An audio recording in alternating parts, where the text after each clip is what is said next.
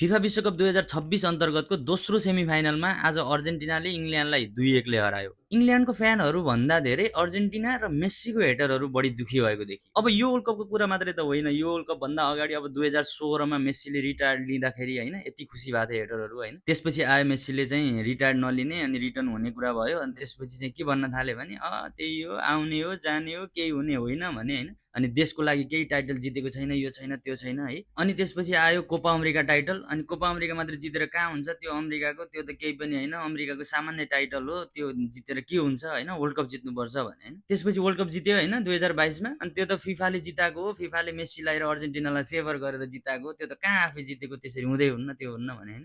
त्यसपछि फेरि दोस्रो कोपा अमेरिका जित्यो हैन। त्यसपछि पनि त्यहाँ पनि अब यो यस्तै टाइटल हो, सानो फुच्चे टाइटल, यो टाइटल त्यो टाइटल भने हैन। त्यस्तै त्यस्तै हुँदै अहिले 2026 को वर्ल्ड कपमा त अचम्मै छ के। अब सुरुदेखि नै हैन अर्जेन्टिना र मेस्सीको हेटरहरूको के चलिरहेछ भने आफ्नो टिमले जित्दा या हार्दा जति खुसी या दुखी हुन्छन् नि हैन, त्यो भन्दा धेरै खुसी त उनीहरू अर्जेन्टिना या मेस्सीले हारेकोमा हुन खोज्छन् के उनीहरू। तर त्यो सम्भव छैन। अब सुरुमा के गरे उनीहरू, अब ग्रुप स्टेजको म्याचहरू हुँदाखेरि चाहिँ आफ्नो टिमले जितोस् या हारोस् त्यो मतलब, त्यो के छ कसो छ त्यो मतलब छैन हैन।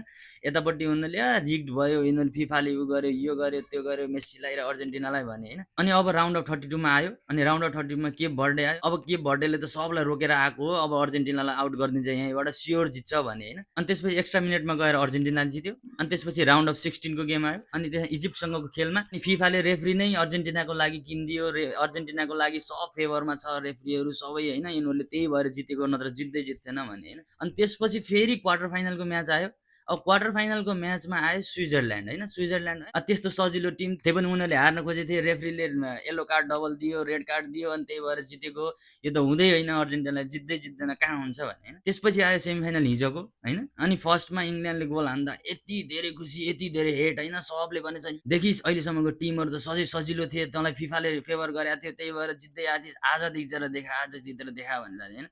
जब 84 मिनटमा फर्स्ट गोल अनि 92 मिनटमा दोस्रो गोल गरेर अर्जेन्टिनाले जित्यो। त्यसपछि चुप। आधा जतिको त लगभग अब ठिक छ मेस्सी राम्रो हो, अर्जेन्टिना राम्रो खेलेर नि यहाँ आएको हो, अब चाहिँ खेल भनेको खेल तरिका लिनुपर्छ, लडाइँ झगडा गर्नुहुन्न भन्न थालिसके हैन। अनि आधा जतिको अझै पनि के छ भने यो त अझै पनि फिफाले नै गरेको हो, फिफाकै उ छ, रेफ्रीले नै गराएर जिताएको हो, यसरी हुँदै हुन्न, यो भएकै छैन। के भने हो भाइ, तिमीहरू आफ्नो टिमलाई सपोर्ट गर के, आफ्नो टिमलाई सपोर्ट गर, आफ्नो टिम जित्छ या हार्छ त्यतातिर मतलब राख के।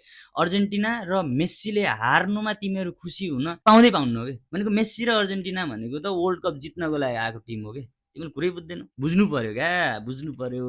अब फाइनलमा स्पेन र अर्जेन्टिना हुन्छ हैन। अब स्पेन र अर्जेन्टिना दुई भाइ हुन्। अब अर्जेन्टिनाको लियोनल मेस्सी पहिला बार्सिलोनामा खेलेको हैन, अहिलेको स्पेनमा बार्सिलोनाका 9 जनासम्म प्लेयर छ। अनि भनेपछि बार्सा र स्पेन, अर्जेन्टिना र मेस्सीको फ्यानहरू लगभग म्युचुअल नै हो के। त्यही भएर स्पेनले जितोस् या अर्जेन्टिनाले जितोस् फाइनल चाहिँ मजा आउनेवाला छ हेर्नुहोस् हैन। तर जित्न चाहिँ अर्जेन्टिनाले नै जित्छ, त्यो चाहिँ ढुक्क हो। अब त्यसमा तपाईहरु दुखी त यसै पनि हुनुभयो हैन। अझै सबैभन्दा धेरै दुखी त बिचरा रियल म्याड्रिडको फ्यानहरूलाई तनाव छ नि है। अब कसलाई सपोर्ट गर्ने, स्पेनलाई सपोर्ट गर्ने हो भने बार्साको प्लेयरहरू त्यति धेरै छ हैन। अब उता अर्जेन्टिनालाई सपोर्ट गर्ने हो भने अब मेस्सी त्यही छ जसलाई हेट गर्दै आएको। गाह्रो के, बहुत गाह्रो है। र ठिक छ जेसुकै होस्, खेल हो, खेल जसरी हुन्छ खेललाई इन्टरटेनमेन्टको रूपमा लिनुपर्छ, लडाइँ झगडा गर्नुहुन्न। हस्, धन्यवाद।